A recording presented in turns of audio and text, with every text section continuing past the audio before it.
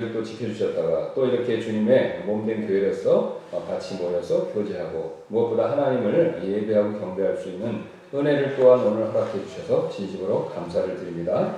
우리가 이렇게 모일 수 있는 장소, 또 같이 함께 할 수 있는 형제 자매님들, 또 우리가 신앙에 또 자유를 이렇게 허락받는 일, 이 모든 것들이 우리가 너무나 당연한 일인 것 같지만 하나님의 은혜임을 다시 한번 주님 앞에 고백을 드립니다. 주님이 주신 은혜에 늘 감사하며 주님 앞에 나아가서 우리가 하나님 더 가까이 하고 어려움과 고난과 또 슬픔과 또 좌절과 난망이 있다 하더라도 우리 믿음의 선진들처럼 항상 주님 바라봄으로 그 모든 문제 해결받을 수 있도록 주님 저희를 더 이끌어 주시기를 원합니다. 세상이 악해지고 또 세상에 불의가 넘쳐나고 또 세상이 어지러워질수록 우리가 주님 더 사모합니다. 특별히 더 우리가 다시 오실 주 예수 그리스도를 더 사모하게 됩니다. 주님이 오셔서 우리를 변화시켜 주시고 하늘에서 영원토록 주님과 함께하며 또 주님이 천년 동안 다스리실 때 우리가 또 그것에 동참하는 특권을 우리가 생각하고 그것을 또 소망해 봅니다. 주님 속히 오셔서 그런 놀라운 일들, 성경에서 예언한 것, 주님이 또 약속하신 그런 놀라운 약속들을 하나님께서 속히 성취해 주시기를 우리가 원합니다. 그 전에 또 우리 구원받아야 할 분들이 있습니다. 우리 주변에 내 가족들, 지인들, 친척들, 또 직장 동료들, 또 우리 주변에 내가 알지 못하지만 또 익은 곡식들이 많이 있습니다. 주여 우리가 그런 분들에게 때를 얻든지 못 얻든지 간에 복음 전하여서 같이 구원받아 하나 주님과 함께 영상 복락 누릴 수 있는 그런 은혜를 또 저희를 통해서 허락해 주시기를 원합니다.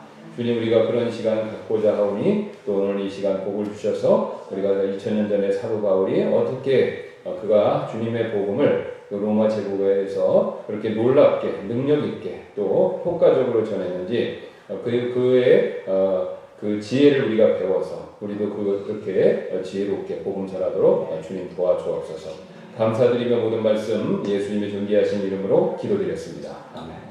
예, 우리가 지난 시간에 이어서 계속해서 사도 바울이 전했던 로마서에 나오는 복음을 전하는 방법들에 대해서 살펴보도록 하겠습니다. 제가 이제 누누이 말씀드리지만 성경은 대부분의 경우에 어떤 이야기를 얘기하거나 또 그 외 기타 어떤 내용들을 얘기할 때 대부분 원리를 얘기합니다. 예, 구체적인 사항을 지시하기보다는 원리를 말하는 경우가 굉장히 많습니다. 그래서 원리를 알면요, 그것을 적용하는 것은 굉장히 쉽습니다. 여러분 그렇죠? 예. 그렇죠. 예, 수학 공부 같은 거 해보세요. 예, 수학의 공식 배우는 이유가 뭡니까? 그 공식만 알면은 그 숫자가 바뀌더라도 어떻게든지 다 풀 수 있는 거잖아요. 예, 똑같습니다. 신앙생활도 이 하나님이 이 세상을 만들어 놓으셨는데 주먹구구로 만들어 놓으신 것이 아닙니다. 이 하나님이 만들어 놓으신 이 세상은 원리가 있죠. 원리가 있습니다. 그 대표적으로 어떤 원리가 있습니까? 한번 사람은 태어났다가 살다가 죽으면요 심판이 있다는 거죠. 심판 뒤에 천국을 가든지 지옥을 가든지 그건 아무도 피할 수 없는 원리입니다. 그래서 그거는 절대적이기 때문에 우리가 법칙이라고까지 부를 수 있는 내용인데요. 자, 그런 원리를 알면요. 그 다음에 성경 말씀을 통해서 그 원리를 알고 믿으면요. 지혜로워지는 겁니다. 그 하나님 그렇게 하는 게 맞아. 그러면요. 그 다음부터는 적용이 쉽죠? 내가 지옥 안 가려면 뭘 선택해야 됩니까? 예수님 믿어서 천국 가는 길을 선택해야 되는 거죠. 탐욕을 부르면 우상숭배인데 그러면 그 원리를 우리가 그대로 믿으면요. 맞아. 하나님이 탐욕을 부르면 우상숭배, 그걸로 인해서 올무가 돼서 여러 가지 문제가 생긴다고 그래. 맞는 것 같아. 그렇게 생각하면 절제하게 돼 있습니다. 네. 돈을 막 따라가진 않는다. 돈을 벌고, 돈을 쓰고, 우리가 돈을 저축하지만요. 돈이 내 삶의 우상이 되도록 허락하진 않는다는 겁니다. 이거 굉장히 중요합니다. 그래서 이거를 우리가, 이렇게 하나님의 원리대로 사는 삶을 이제 우리 시편이나 잠언 같은 데서는 전도서 같은 곳에서는 지혜다 이렇게 부릅니다. 성경에서 말하는 지혜는요 IQ가 높은 걸 얘기하는 게 아닙니다. 이 IQ가 높아도요 하나님이 만들어 놓으신 이런 원리를 믿지 않고 이 원리를 따르는 데 있어서 정반대 선택을 하면요 굉장히 어리석은 결과를 얻게 되는 거죠. 굉장히 어리석은 결과를 얻게 됩니다. 그래서 여러분이 똑똑하다고 하는 사람들, 머리가 천재라고 하는 사람들이 바로 엉뚱한 선택을 해서 인생의 어려움을 겪는 내용들 숱하게 봅니다. 그러니까 뭐 IQ 좋고 나쁨의 문제가 아닙니다. 하나님의 원리를 알고 성경 말씀을 통해서요. 그 다음에 그 원리를 믿고 그 다음에 자기가 지혜로운 결정, 선택을 내려야 되는 거죠. 그래서 성경에서 그렇게 끊임없이 그걸 많이 얘기해주고 있습니다. 자, 그래서 그런 원리가 또 복음을 전하는데도 존재하는데요. 자, 우리가 그걸 살펴보고 있는 거죠. 제가 이제 중간에 빠지신 분들도 있어서 지금까지 했던 걸 한꺼번에 묶어서 지금 나눠드렸는데, 여기 보시면 첫 번째 장을 한번 봐주시면 감사하겠습니다. 여기 보면 이 바울이 지금 제가 이제 빠진 분들 때문에 또 복습을 하는데요. 앞에서 들으신 분들도 한 번 더 복습, 리마인드 하신다고 생각하시고 들으시면 좋습니다. 자, 여기 보시면 3장 9절에 거기가 굉장히 중요한 원리를 얘기하죠. 그러면 어떠하냐? 우리는 그들보다 나으냐? 결코 아니라. 우리는 앞에서 유대인들과 이방인들을 검증하여 그들이 다 죄 아래 있음을 입증하였다. 자, 입증하였느니라. 그럼 죄 아래 있는 걸 입증했다는 거니까 그 앞에 내용들은 뭡니까? 다 사람들이 죄 아래 있는 걸 자기가 입증을 하고 있다는 거죠, 바울이. 그러면 근데 두 부류를 얘기합니다. 누구하고 누구요? 이방인하고 유대인. 그 이방인하고 유대인에 대해서 죄 아래 있다는 걸 바울이 지금 그거를 앞에서 다 했다는 겁니다. 그러니까 이제 우리가 다시 이제 반대로 앞으로 가서 보면요. 그 첫 번째 이제 이방인 첫 번째 그룹이 나오죠. 1장 18절부터 32절. 그 다음에 두 번째 그룹이 이방인, 두 번째 그룹이 2장 1절부터 16절. 그 다음에 이제 유대인이 나옵니다. 2장 17절부터 3장 8절. 그래서 이방인, 유대인 이렇게 나눠져 있고요. 이방인도 두 그룹으로 나눠져 있으면서 바울이 지금 1장 18절부터 3장 8절까지 뭘 했냐? 바로 뭐냐면 모든 사람이 죄 아래 있다라는 걸 입증한다는 거죠. 자, 그럼 저를 봐주시면요. 이 사람들이 죄 아래 있는 걸 효과적으로 입증을 하면 그 사람들이 어떤 선택을 하겠습니까? 예수님 믿는 걸 선택하겠죠. 강요가 절대 아닙니다. 그러니까 우리 최소한 우리 신내교가 왜 천주교나 그 다음에 이슬람하고 다릅니까? 강요하지 않는 거죠. 우리는 설득하는 겁니다. 천주교는 목에 칼을 대고 믿을 거야 안 믿을 거야 그렇게 해서 강제적으로 했잖아요. 안 믿으면 죽이고. 이슬람도 마찬가지지 않습니까? 목에다 칼을 대고 믿을 거야 안 믿을 거야 죽이죠. 그러나 우리가 성경적인 기독교, 성경적인 믿음은요, 목에 칼을 대고 억지로 하는 게 아닙니다. 하나님께서 가르쳐 주신 원리, 말씀에 발견되는 원리를 소상하고 자세히 설명해서 그 사람이 그것을 가지고 진지하게 고민하고 선택할 수 있도록 도와주는 거죠. 기계적인 게 아닙니다. 하나님은 우리를 하나님 형상으로 만드셔서 그 하나님의 형상 중에 하나가 뭐냐면 인간은 의지, 선택할 수 있는 의지를 가지고 있다는 거예요. 그러니까 하나님은 뭔가를 결정하시듯이 하나님께서 우리를 그렇게 만드셔서 우리도 뭔가를 결정하고 선택할 수 있는 그런 선택 의지, 자유의지가 있다는 겁니다. 그래서 그거를 하나님은 존중하시는 거죠. 끝까지. 이 사람이 지옥을 선택하다 하더라도 그걸 하나님께서 그거를 허락하시는 것이죠. 너무 사랑하는 부모 마음 같으면 로봇 같이 만들어서 자식을 자기가 다 원하는 대로 해서 하고 싶지만 하나님은 그런 방법을 쓰시지 않습니다. 그래서 복음을 듣고 그 사람이 회심하는 문제에 있어서도 마찬가지입니다. 그래서 우리가 잘 원리를 설명해주면 반응이 그 사람에게 있습니다. 근데 대부분 우리가 왜 이 사람들이 심각하게 선택하는 문제에 대해서 고민하지 않냐면 우리가 원리를 불충분하게 설명을 해주기 때문에 그렇습니다. 그러니까 예를 들어서 여기 죄 아래 있다는 걸 입증하는데 불충분하게 입증하면요 그런가 보다라고 별로 안 듣죠. 그러니까 죄 아래 있다는 걸 충분히 입증해 줘야 된다는 거죠. 원리를 통해서. 자, 그러면 이제 앞으로 그래서 이제 우리가 그 내용을 살펴봤습니다. 그러면 이제 보면 본격적으로 들어가서 1장 18절 뒷장을 넘겨보시면요 18절부터 32절에 이제 이방인들이 나오는데 그 이방인들에 대해서는 뭐냐면 하나님께서 현재 진노하고 계시다라는 내용으로 지금 그 사람들이 죄 아래 있다는 것을 지금 설득하고 있는 것이죠. 그걸 보여주고 있는 겁니다. 그래서 이 진노하고 하나님께서 진노하신다는 이유가 뭐냐면요. 사람들이 사실 하나님 계신 걸 다 안다는 겁니다. 여기서 굉장히 중요한 원리가 나옵니다. 저를 다시 한번 봐주시면 우리가 지난번에도 제가 누누이 말씀드렸습니다. 제가 이 성경 말씀을 통해서뿐만 아니라 제 경험적으로도 제가 그걸 분명히 확신하는데 저뿐만 아니라 많은 성경을 연구하시는 분이 다 똑같이 얘기합니다. 하나님을 모르는 사람 없어요. 다시 한번 말씀드릴게요. 모든 사람 다 하나님 알아요. 불교를 믿든 이슬람교를 믿든 무신론을 믿든 진화론을 믿든 사회주의를 믿든 뭘 믿든 다 하나님 알아요. 다 하나님 알아요. 어떻게 하냐고요? 하나님이 사람을 하나님의 형상으로 만들어서 하나님을 알만한 것이 있습니다. 사람 안에 넣으신 거예요. 쉬운 예로요. 자식은요 부모를 찾아요. 특별히 엄마를 찾아요. 왜 그렇습니까? 자녀들의 마음 안에 부모, 엄마를 그리는 마음이 있어요. 절대로 지울 수가 없습니다. 절대로 지울 수가 없어요. 제가 가끔 말씀드렸던 건데, 제가 미국에 있으면서 입양된 한국 사람들을 만난 적이 있어요. 이 사람들은 미국 부모님이 한국에서 입양돼갖고, 뭐 홀트 복지원에 있는데 입양돼서 미국 부모님한테 컸어요. 완전 미국 사람이에요. 한국말도 못하고 행동이나 사고방식도 미국 사람입니다. 근데 그런 사람 몇 명 제가 만나서 이렇게 얘기를 해보면요. 한국은 자기가 버렸잖아요. 자기 엄마도 자기 버렸잖아요. 근데 부모, 한국, 특히 한국에 대해서 자기 엄마 그리움이 있어요. 가보고 싶다고 합니다. 지울 수가 없는 거예요. 마찬가지라는 거죠. 사람도요, 모든 사람 안에 하나님에 대한 지식이 있습니다. 하나님 안에. 근데 문제는 여기 바울이 얘기했듯이 그거를 인정하지 않는다.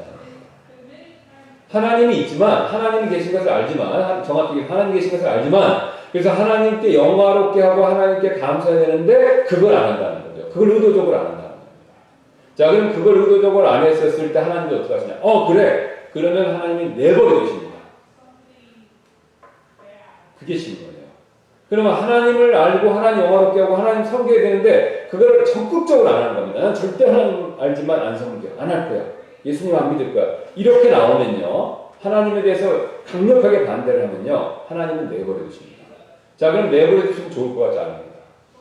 사람은요. 하나님을 알고 하나님을 경배하고 하나님을 영화롭게 하고 살 때 바로 우리가 보통 얘기는 정상적인 성경에서 말하는 표현을 빌리면 복된 그런 삶을 살 수 있습니다. 이게 정상이에요. 여러분 제가 말씀드렸잖아요. 아까 아이의 예를 다시 들어가겠습니다. 그러면 엄마를 그리는 마음인데 그 엄마가 그 아이가 엄마를 그리는 마음이 있는데 그 아이가 엄마하고 같이 살았을 때 어떻습니까? 정상적인 삶을 사는 거죠. 복된 삶을 사는 거죠. 엄마하고 무슨 일이 있어서 가정에 무슨 일이 떨어져 살았습니다. 엄마가 돌아가셨어요. 자, 그러면 그 아이에는 어떻습니까? 실적으로 정상적인 삶을 살기가 어려워요, 사실. 다 그런 분들 얘기 들어보면 자기 인생이 힘들었었다고 해요. 부모와의 관계에 있어서 부모님이 돌아가시면 그랬어요. 이런 마찬가지입니다. 영적으로 동일합니다. 하나님을 알고 그분을 영화롭게 할 때 이 사람이 정상적이 되는 거예요. 그게 바로 성경에서 말하는 복된 삶입니다.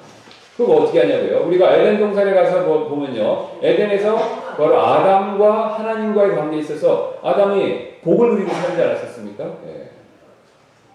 근데 바로 하나님을 하나님께 영화롭게 아니하고 감사하지 아니하기 때문에 여기서부터 문제가 생깁니다. 그러면 하나님을 내버려 두세요. 그럼 내버려 두시면 어떤 문제가 생기냐면요. 바로 하나님이 아닌 다른 것들을 하나님같이 섬기기 시작합니다. 그럼 거기서부터 문제가 생깁니다. 자, 그 문제가 생겼었을 때 바울이 뭘 드냐면 대표적으로 성욕을 듭니다. 대표적으로. 네. 그러면 하나님을 섬겨야 되는데 하나님을 영화롭게 아니하면요. 하나님 내버려 두시면요. 사람이 다른 걸 우상으로 삼아요. 그 하나님 전에 다른 거를 하나님으로 모신다는 거죠. 그 중에 바울이 얘기한 게 뭐냐면 바로 정욕입니다. 그리고 1장 24절 보십니다. 그러므로 하나님께서도 그들의 마음의 정욕을 통해 부정함에 내주셨다고 하잖아요. 근데 여기 수단이 뭐냐면 마음의 정욕을 통해 부정함에 내주셨다는 겁니다. 그러니까 하나님 대신 성욕을 그거를 더 좋아하고 막 열광하고 그러면요. 하나님이 내버려 두셔갖고 그것 내 마음대로 살라고 하시는 겁니다. 그러면요. 거기 결과가 나면 부정함에 내주셨기 때문에 어떤 결과가 나옵니까? 그들의 삶에 자기들의 몸을 서로 욕되게 하는 삶을 사는 겁니다. 여러분 이거 굉장히 중요한 원인인데요. 지금 성적으로 타락한 사람은 그렇게 사는 삶 자체가 하나님의 심판입니다.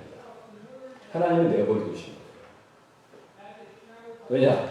그런 삶이 정상이 아니다. 그렇게 살면 비정상입니다. 그런 사람 치고 행복한 사람 없어요. 그렇죠? 여성 편력이 심하고 바람을 피우고 간음하고 간통하는 사람 치고 행복한 사람 아무도 없습니다. 여러분 유명한 엘리자베스 테일러 세기의 미모고 세기의 배우였잖아요. 결혼 몇 번 했습니까? 셀 수도 없는데 제가 기억도 못할 만큼 했는데 행복해 보입니까? 행복 안 하다고 그래요, 그 사람.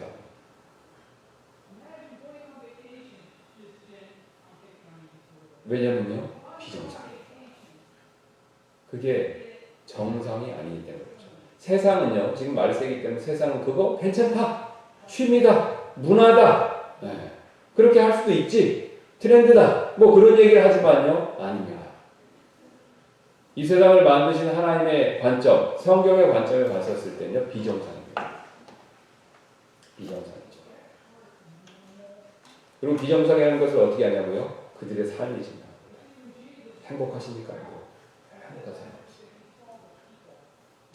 제가 설교 준비를 하려고 해서 그런 것들을 예화로 찾아보기 위해서 이렇게 쭉 다 읽어보고 이렇게 좀 찾아보거든요. 다 불행하다고 합니다. 다 불행하다. 자, 그러면 그런 불행을 느낄 때 어떻게 됩니까? 돌아와야 되는 거죠. 하나님께. 탕자 아시잖아요. 탕자같이 돌아와야 되는 거죠. 자, 그런데 돌아오지 않습니다. 하나님께 돌아와야 되는데 안 돌아와요. 계속 고집을 부리는 거죠. 그러면 하나님이 또 내버려두십니다. 자, 그러면요. 그 다음 우상이 생겨요. 지금 마음의 정욕에 그 정욕이 점점 퍼지는 겁니다. 그래서 우상들이 점점 퍼지는 거예요. 여러분 잘 아시죠? 욕심이 우상 숭배인 거. 처음에는 지금요, 성적 그러니까 서로 이성에 대한 성적 욕구, 특별히 이제 뭐 남자가 더 많으니까 그 욕구가 남자가 여자에 대한 성적 욕구가 강해져서 그게 하나님 대신 그걸 섬기고 그러니까 하나님 내버려 주시니까 그런 뭐냐면 몸을 서로 더럽히는 일을 합니다. 자, 그런데도 안 돌아오면 하나님 내버려 주시면요, 그 다음 그게 더 심해지는 겁니다. 그 다음에 그래서 안타깝게도 뭐냐면 동성연애로 빠지는 거죠. 이게 제 얘기가 아닙니다. 그 1장 26절 보시죠. 1장 26절. 그런 까닭에 하나님께서 그들을 수치스러운 애정에 또 내주셨잖아요. 수치스러운 애정에 내주신 겁니다. 그래서 이는 심지어 그들의 여자들도 본래대로 쓸 것을 본성에 어긋나는 것으로 바꾸었기 때문입니다. 그러니까 원래 정상적으로 써야 되는데 내주시니까 더 나빠지는 겁니다. 그러니까 이제 어떻게 되냐면요. 하나님이 또 내버려 두시니까 상태가 나빠서 이번에는요 동성연애로 빠져버려요. 그러니까 여러분 우리가 동성연애 자체도 문제지만요. 이 말씀을 우리가 그대로 받아들이면요. 새로운 관점이 생깁니다. 동성연애에 빠진 것 자체가 하나님이 내버려 두신 심판을 받는 겁니다. 여러분 이 사람들한테 얘기해 줄 때 굉장히 충격적인 얘기겠죠. 선생님 동성연애에 빠지면요. 그거 자체가 하나님의 심판입니다. 동성연애를 해서 앞으로 심판받고 지옥 간다. 그 얘기를까지 할 필요가 없습니다. 그것도 맞는 얘기지만 그 전에 이미 심판을 받는 거예요. 왜냐하면 하나님 대신 다른 걸 섬기고 다른 걸 섬기는 결과 그걸 고집부니까 하나님 내버려 두셔서 또 다른 것을 더 섬기게 하면서 정상에서 버려요. 자, 그럼 보세요. 하나님을 섬기고 그렇게 살았을 때 정상적인데 보세요. 점점 어떻습니까? 삶이 정상에서 멀어지는 거죠. 가늠을 해도 멀어지는 거고 그 다음에 동성연애에 빠지면요 더 멀어지는 겁니다. 그러니까 정상에서 점점 멀어지는 거예요. 비정상으로 되는 겁니다. 자, 그럼 이런 일이 왜 벌어지냐? 바로 사람들이요 하나님을 섬기고 영화롭게 감사해야 되는데 거기서 하나님께서 다른 걸 바꾸니까 하나님도 다른 걸 바꾸도록 내버려 두신 거죠. 그러니까 정상이 비정상이 되도록 내버려 주셔서 계속 비정상적인 걸 선택하게 만드신 거예요. 그러니까 여러분 우리가 주변의 불신자들 특히 비정상적인 우리가 봤을 때 상식과 도덕에 봤을 때 비정상적인 삶을 살고 있다. 그러면요 그거 자체가 이미 하나님의 진노입니다. 하나님의 심판이죠.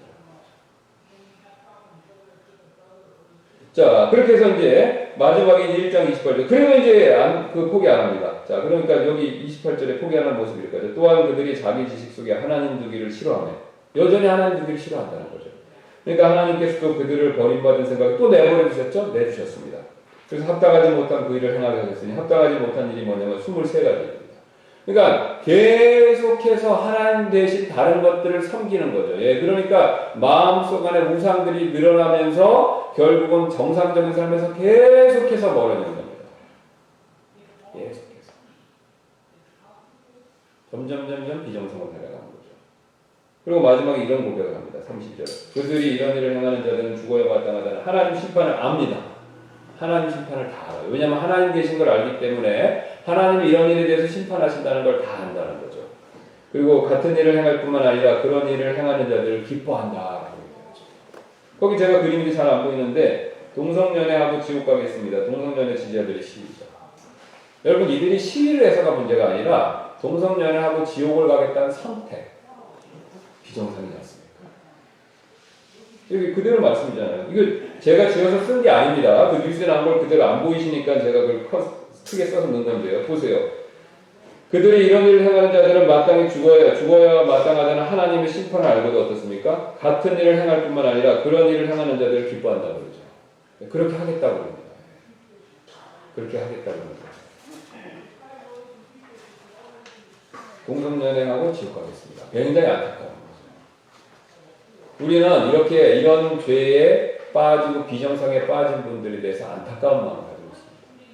뭐 동성연애가 우리가 정치적으로 뭐 사회 인권 문제에 있어서 그걸 반대하고 그런 게 절대로 아닙니다. 우리 그리스도인들은.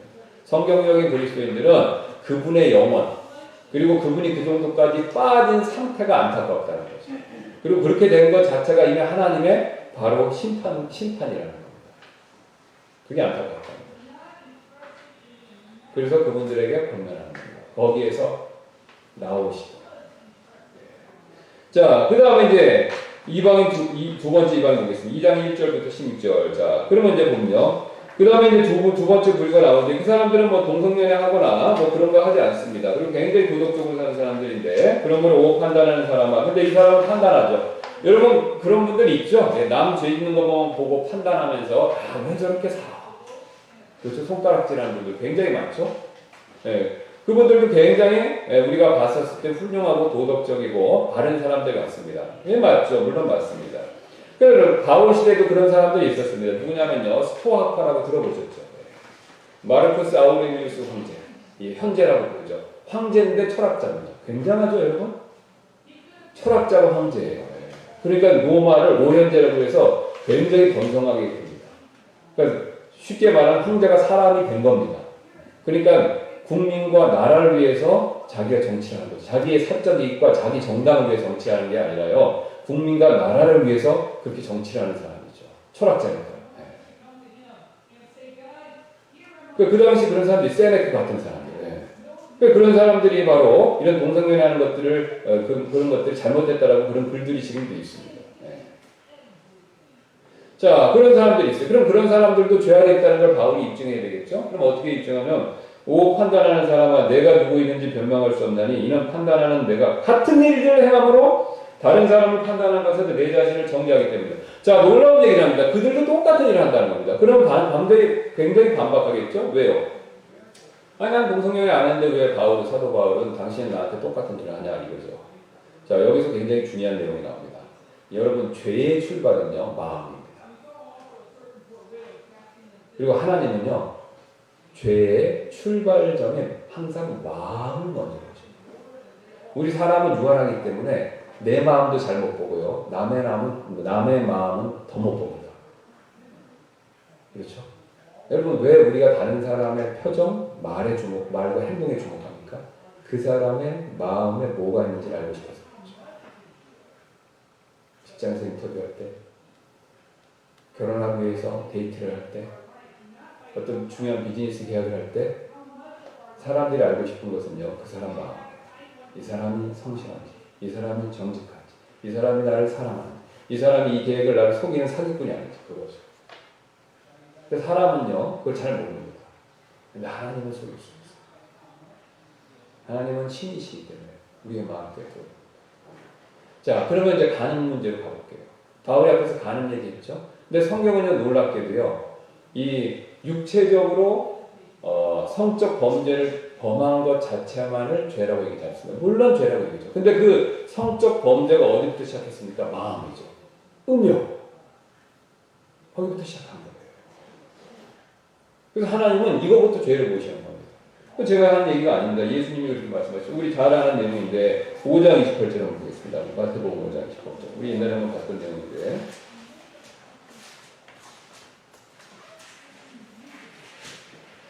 자, 5장 28절 보시면은, 거기 이제 예수님이 직접 말씀을, 이런 말씀을 주셨죠. 자, 옛사람이 27절 보겠습니다. 옛사람이 말한 바 너는 간음하지 말라 한 것을 너희가 들었으나. 자, 여기 보세요. 간음하지 말라는 거, 육체적으로 간음하지 말라는 걸 너희가 들었다 이거죠. 자, 나는 너에게 이르노니, 지금 예수님은요, 하나님으로서 말씀하시는 겁니다. 나는 너에게 이르노니 누구든지 여자를 보고 그녀에게 뭐라고 얘기합니까? 손을 잡았대요. 그 다음에 같이 육체적인 관계를 가졌다고 얘기합니까? 아니죠. 뭐라고 얘기하죠? 음욕을 품는 자는 이미 마음속으로 그녀와 간음했다. 이게 하나님의 기준입니다. 음욕만 품으면요 이미 가는 일이에요. 자, 이것과 관계가 굉장히 중요한 사건이 하나 나오는데 이게 이제 그대로 적용돼서 사람들을 심판했던 사건이 나옵니다. 자, 그게 어떤 사건이냐면 우리가 한번 보도록 하겠습니다. 그 요한복음을 한번 가서 보도록 하겠습니다.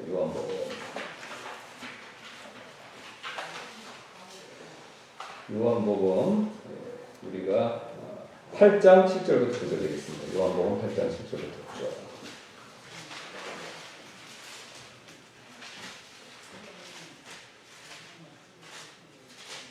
8장 7절부터 자, 우리 8장 7절부터이죠. 그 유명한 말씀이죠. 이에 그들이 계속해서 그분께 물으니 그분께서 일어나 그들에게 이르시되 너희 가운데 죄 없는 자가 먼저 그녀에게 돌을 던지라 하시고 다시 몸을 구부리시고 땅에 쓰십니다. 그들이 그것을 듣고 양심의 가책을 받아 나이가 가장 많은 자로부터 시작하여 마지막까지 하나씩 빠져나가매 오직 예수님만 남았고 그 여자는 한가운데 서 있더라. 자, 이게 어떤 사건입니까? 제가 시간이 없어서 다 읽지는 않지만요. 간단하게 읽어드리겠습니다. 어떤 여자가요, 그러니까 남편이 아니고 모르겠습니다. 미혼인지 결혼했는지 모르겠습니다. 성경에서는 결혼 안 한 사람도 결혼하기 전 입체적인 관계를 가지면 가능합니다. 우리하고 자유연애 개념이 없어요. 이게 성경하고 세상에서 말하는 거의 차이점입니다. 그러니까 결혼 전이라고 하더라도 다른 사람과 입체적인 관계를 가지면요, 가능합니다. 저한테 따르실 필요 없습니다. 성경이 그렇게 말씀하십니다. 네. 세상에서는 그게 무슨 소리냐, 자유연애지, 옛날 구닥다리 같은 소리지라고 얘기할지 모르지만요, 뭐라고 말씀하셔도 상관없습니다. 그러나 성경에서 그렇게 말씀하십니다. 이 세상을 만드신 분이 그렇게 정하신 겁니다. 바꿀 수 없습니다. 하나님이 정했습니다. 하나님은 바뀌지 않는 분이십니다. 자, 그래서 어떤 상황인지 몰라요. 근데 보시면요, 잠깐 구절을 보겠습니다. 3절에 서기관과 바리새인들이 가늠하다가 붙잡힌 여자, 현장에서 발견된 거예요. 가늠하다가 현장에서 발견되면 어떤 건지 아십니까? 돌로 치는 겁니다. 율법에 따라. 그러니까 둘이 남자 여자가 있겠죠. 현장에서 가늠하다가 커튼을 탁 열었는데 그게 발견된 거예요. 그래서 끌려온 겁니다. 그래서 끌려와서 이제 예수님을 시험하려고 하니까 5절에 이렇게 나오죠. 이제 모세는 율법에 이러한 자를 돌로 치라고 우리에게 명령하거니와 선생님은 어떻게 말씀하시나이까 하니라. 그들이 그분을 시험하여 이렇게 말한 것은 그분을 고소하려 함이더라. 자, 지금 예수님한테 함정을 판 거죠. 예. 그래갖고 놓고 자, 어떻게 하시겠습니까? 라고 하니까 예수님이 역질문을 하신 거죠. 너희들 가운데 죄가 없는 사람이 돌로 치라는 겁니다. 근데 반응이 놀라워요. 그 사람들이 돌을 놓고 다 갔다는 거예요. 양심이 찔림받아서. 이게 무슨 일입니까 도대체? 여러분, 약간의 상상력을 발휘하셔서 그 시대를 한번 가보겠습니다. 현장에서 발견됐어요. 그러면 여기 사람들이 많죠? 이 여자 뭐야? 그러면 사람들이 많았습니다. 노인부터 어린아이까지요. 다 붙들려서 오는데 무슨 일이야? 가늠하다 발견돼. 그 중에 몇 명은요, 현장을 봤겠죠. 옷을 제대로 못 입은 여자도 봤겠죠. 여자의 모습도 봤겠죠. 아니면 가늠하는 현장도 봤겠죠. 그들의 마음에 남자들인데 무슨 마음이 들었겠습니까? 마음에 음욕이 들은 거예요. 근데 예수님 노는 모습입니다. 예수님은 거기에 돌로 치려고 모인 사람들의 마음을 다 들여다보시는 거죠. 그 현장을 봤었을 때 생긴 음욕, 그 얘기를 들었었을 때 생긴 음욕, 그거를 다 보시는 거죠. 그러면서 뭐라고 말씀하시면 너희 가운데 죄가 없는 자가 먼저 돌을 들어 치라고. 근데 그 말이 얼마나 날카로운지 그 사람들의 마음을 찔린 거예요. 그러니까 여기 말씀하시잖아요.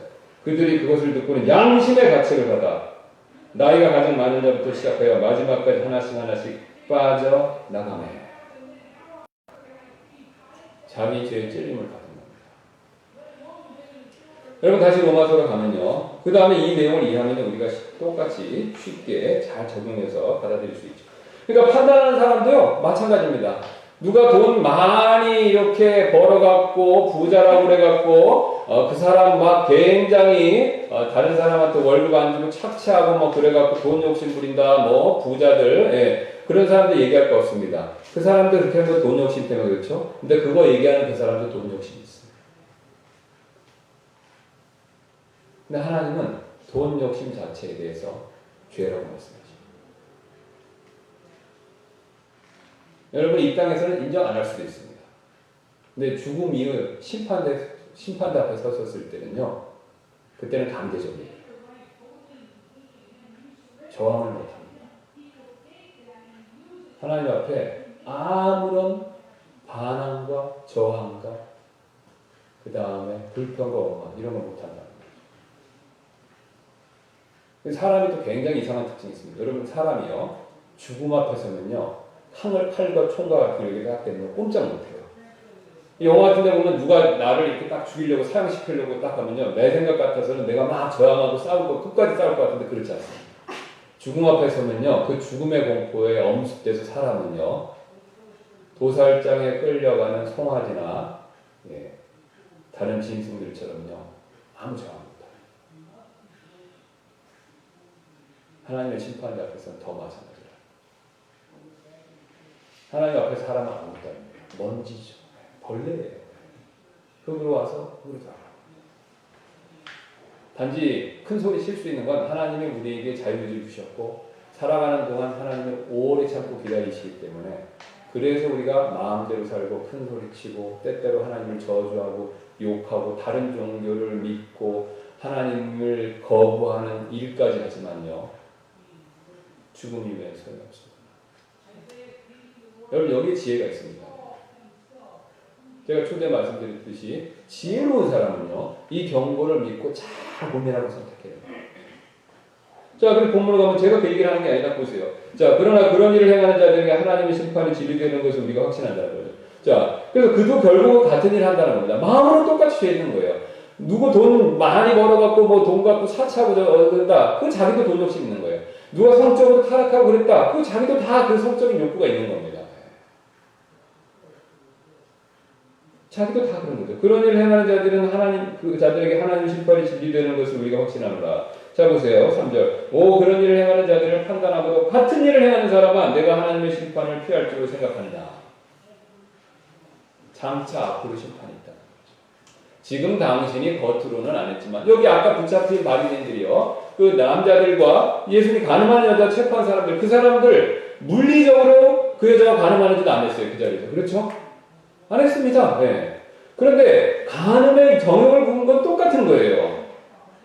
그 문제에 대해서는 심판 안 받지만 마음의 정욕을 품은 것에 대해서는 하나님이 심판하신다는 거예요. 피할 필요 없습니다.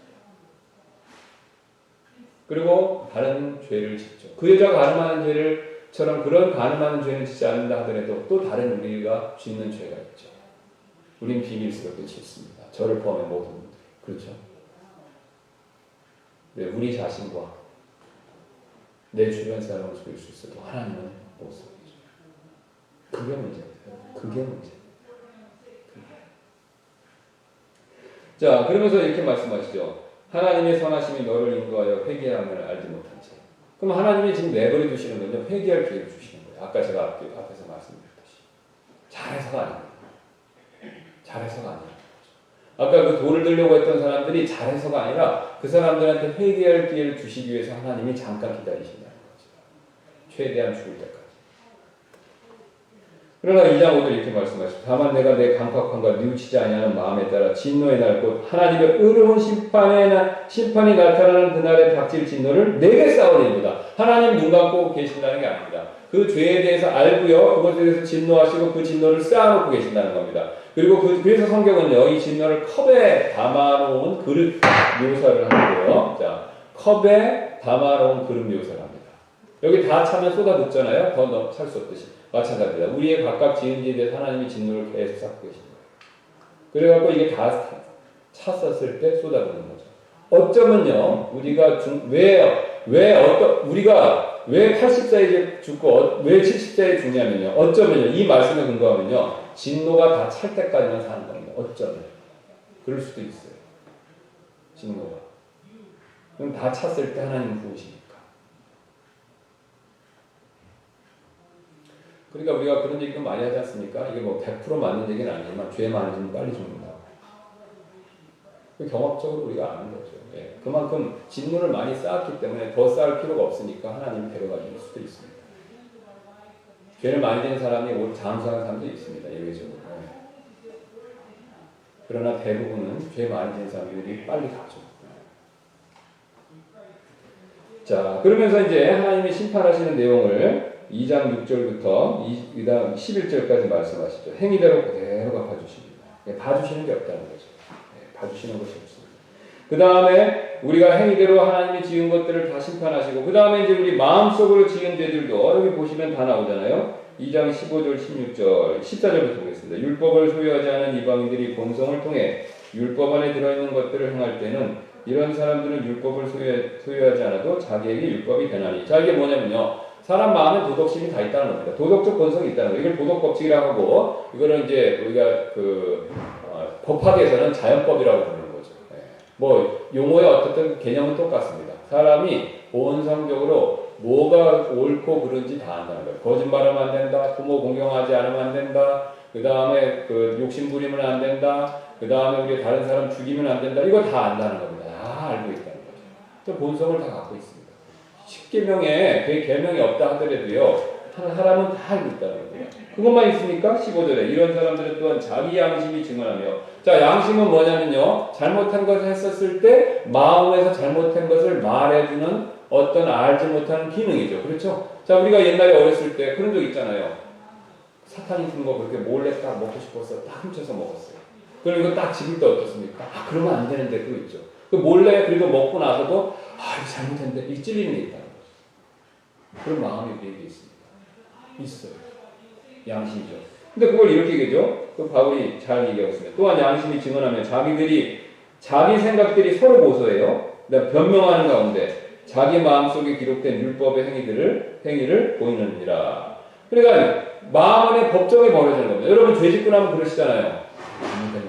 잘했는데 나는 아니야, 어쩔 수 없이 한 거야. 그럼 또 마음의 한 구석에 아니야, 그때 그렇게 하지 말았어야 돼. 이런 마음의 싸움이 있다는 거죠. 그게 다 있습니다.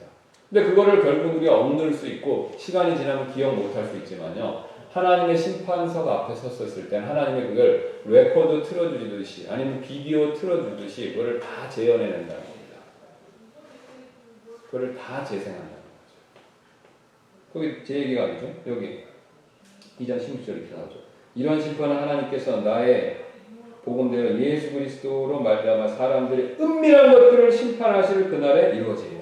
사람들의 은밀한 것, 바로 마음속으로부터 있었던 그 은밀한 죄들, 탐심과 탐욕과 우리가 갖고 있는 그 모든 마음에서 부패한 것들, 그걸 다 끄집어내셔서 심판하신다. 그러니까 여러분, 이 얘기를 다 진심으로 받아들이시면요, 죄인 아니라고 얘기할 수 없습니다. 제가 이거 여러분들한테 전했는데요, 나는 이거 예외인데 그렇게 말씀하시는 분은 아무도 못 봤어요. 그냥 듣기 싫어하는 것 뿐이고 침묵하는 것 뿐이지 아니라고 오리발 내밀지 못합니다. 왜 그렇죠? 우리가 알기 때문에 그렇죠. 왜 압니까? 나는 진화론자인데. 왜 압니까? 나는 불교도인데. 왜 압니까? 나는 이슬람교도인데. 하나님을 아는 지식이 있어요. 그게 있어요. 석가가 이 세상을 만들게 합니다. 마음의 트가 또 이 세상을 만듭니다. 무신론자, 진화론자가 말하는 알지 못하는 어떤 법칙이 이 세상을 만든 게 아닙니다. 하나님 만드셨어요. 그리고 하나님을 알 만한 것이 있죠.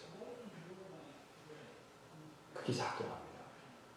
그리고 우리가 때때로 누르고 못 들은 척하고 입을 막을 수 있지만 존재하고 있다. 근데 그게 심판날 다 드러납니다. 피할 수 없습니다. 자, 그러면서 이제 마지막으로 뭘 얘기냐면 이제 유대인들에게 넘어가요. 유대인들.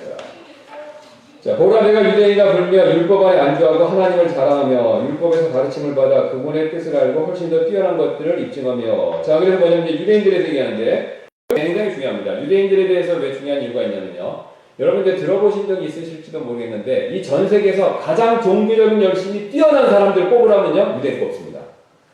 이슬람 아닐까요? 물론 가능성이 있습니다. 근데 이슬람은요, 4세기, 한 4세기 정도 될 거예요. 제가 정확히. 근데 주후 4세기, 그러니까 400년쯤 마호메트가 나왔어요. 제가 한 번 더 확인해봐야 되는데, 400년 아니면 6세기, 4세기, 6세기, 4세기 정도 될 거예요. 그때 마호메트가 출발한 겁니다. 유대인들은요, 그보다 훨씬 더 전에 있었어요. 주전 한 2000년경으로 아브라함이 있었던 걸로 추정되는데, 그러면은 지금까지 치면 한 2000년, 4000년 정도 됩니다. 근데 이 보수적인 유대인들은요, 일편단심입니다. 굉장히 종교적이에요. 이 하나님의 모세율법을 철두철미하게 지키고 자기 목숨을 걸고. 그래서 이 유대인들만큼 종교적인 사람이 없습니다. 그래서 유대인들조차도 이 굉장히 종교적인 유대인들조차도 죄 아래 있는지 입증되면요, 다른 종교 말할 거 없어요. 왜? 모든 종교는요, 공통점이 있습니다. 모든 종교는 공통점. 이제 그걸 바울이 밑에서 얘기합니다. 그래서 유대인이 입증되면요, 다른 사람들은 자동으로 다른 종교를 믿는 사람들. 원리에 있어서. 제가 눈을 말씀드리죠. 원리에 있어서. 자, 그래서 이제 유대인들이 이렇게 그죠. 그래서 유대인들이 이제 특권이 있죠. 왜? 하나님은 율법에 안주하고 자랑하고 그분의 뜻을 알고 입증하며, 그러니까 하나님을 더 가까이 알 수 있는 그런 특권이 있는데요. 또 그래서 그들이 그것에 대한 책임들도 얘기합니다. 19절부터 20절. 스스로 너 스스로 눈먼 자들의 안내자여, 어둠 속에 있는 자들의 빛이여, 율법에 있는 지식의 틀과 진리의 틀을 갖춘 자로서 어리석은 자들의 스승이여, 아기들의 교사라고 확신하더라. 예.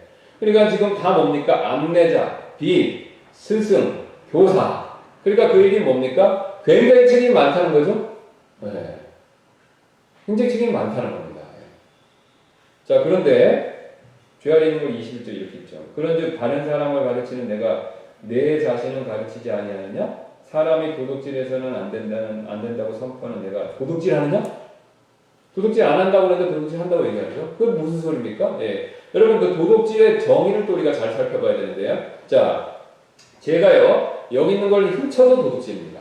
근데 사실 하나님이 말씀하신 도둑질은요, 우리가 하나님 기준에 봤을 때 도둑질의 기준이 굉장히 높습니다. 뭐냐면요, 제가 만약에 직장 생활하는데 직장에 있는 물건 가져간 것도 도둑질이에요. 그리고 제가 8시간 근무하기를 서약했는데, 우리는 좀 약하지만 미국 사람들 같은 경우 8시간 근무는 딱 정확히 지킵니다. 예, 그 외에 일을 하면요, 그 외에 수당을 줘야 돼요. 예, 딱 법대로. 그러면 8시간 딱 그 시간에는요, 내 사적인 거 하면 안 돼요. 원칙적으로 내가 카카오하고 뭐하고 내 개인적인 일 하면 그거 되는 겁니까? 안 되는 겁니까? 그거 안 되는 거죠. 그 시간만큼 빼고 돈을 받지 말아야 돼요. 아니, 8시간 일하고 엑스트라를 일하면 돈 받는 게 맞으면요, 그렇게 정확하게 지켜주면 그 시간 안에서 내가 회사 일 안 하고 딴 거 하는 거 했으면요, 더 받은 거잖아요. 원칙적으로는요. 그렇죠? 예. 반대로 8시간 일했는데 그 시간을 엑스트라로 10시간 일했는데 8시간 일한 것만큼 주고 2시간 안 주면 그것도 도둑질입니다. 예. 성경에 그게 얘기가 나옵니다. 이것만 찾아보고 마치겠습니다. 예. 그래서 사도 야고보가 그 얘기를 하죠.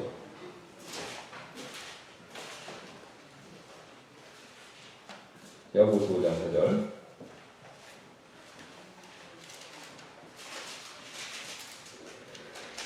자, 이제 부자들을 이렇게 얘기하죠. 자, 이제 5장 1절입니다. 자, 이제 너희 부자들아, 너희에게 임할 너희의 비참한 일들로 인하여 슬피 울며 울부짖으라. 이제 그 경고하는 말씀이죠. 너희의 재물은 썩었고 너희의 옷은 좀 먹었으며 너희의 금과 은은 부식되었으니 그것들의 녹이 너희를 대적하는 증인이 되고 불같이 너희 살을 먹으리라. 너희가 마지막 날들을 위해 재물을 함께 모아 쌓았도다. 보세요. 그 이유가 나옵니다. 4절입니다. 보라, 너희 밭에서 곡식을 거둔 품꾼들의 품삯 곧 너희가 사기쳐서 숨겨둔 품삯이 소리를 지르며 곡식을 거둔 자들의 울부짖음이 만군의 주의 귀에 들어갔느니라. 정확히 줘야 되는데 안 준 겁니다. 여러분, 이게 사회에서 얼마나 이런 일이 많습니까? 네. 그러니까 이런 문제가 있으니까 사회주의가 일어나고 체제를 바꿔야 된다고 얘기하는데 사회주의가 된다고 해결됩니까? 안 되죠. 예. 사회주의 국가는 더 부패해요. 예. 70년 소련이 그걸 보여줬습니다. 동구권들이 다 보여줬죠. 체제 문제가 아닙니다. 속으시면 안 돼요.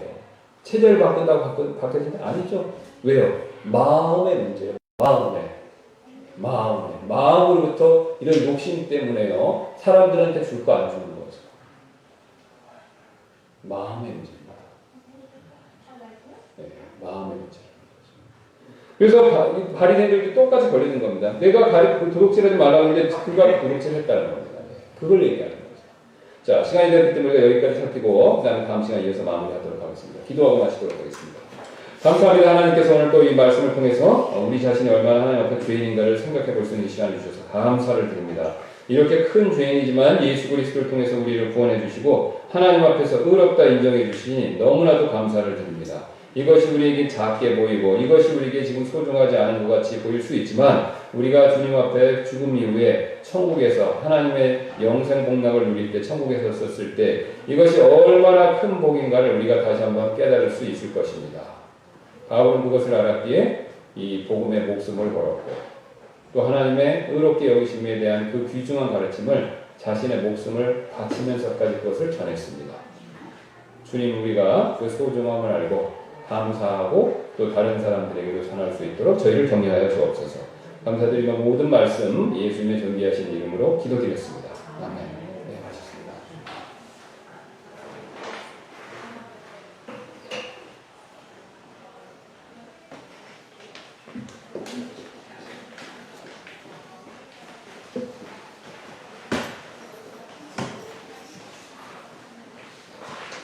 네, 박수.